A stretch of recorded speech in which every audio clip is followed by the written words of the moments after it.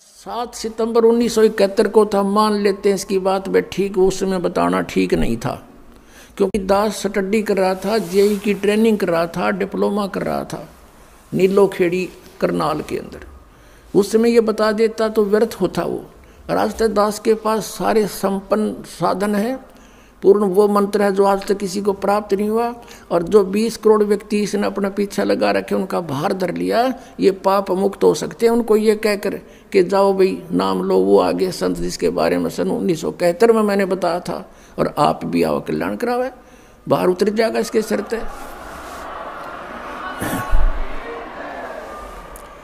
दास का उद्देश्य ये नहीं है कि मैं यहाँ भीड़ इकट्ठी करके कोई प्रभुता चाहता हूँ, नहीं। दास परिचित हो चुका है यहाँ की नकली प्रभुता, फोकट प्रभुता हमें नहीं चाहिए। इंद्रदास राज कागदा बेष्टा, हमने तो सतलोक जाना है। आप जी के लिए दास को भेजा परमात्मा ने, ये परमात्मा का कुत्ता है, आपके लिए भौंक रहा है। आप धनी हो, आपके लिए सारा खाड़ा हो रहा है, और कुत्ते के भौंकने से जो जाग जाता है, अपना धन बचा लेता है और फिर भी गफलत करता, उसको बहुत धन हानि हो जाती है।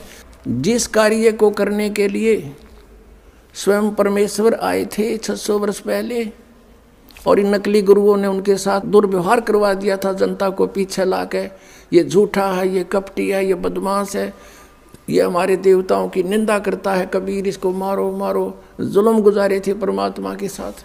और वही स्टार्टिंग दास के साथ कर दी थी क्रोथा कांड करके। लेकिन आज जनता शिक्षित है, पहले सदग्रंथों से परिचित नहीं थे, उनका दाव लग गया था। लेकिन अब इनकी दाल गल नहीं सकी, वो पहले से कई गुना संगत बढ़ गई, और जितने भी दास के शिष्य थे एक भी नहीं हिला वहाँ से, जट्टस से मस नहीं हुआ, क्योंकि ये सत्य से परिचित थे। बोलो सतगुरुदेव।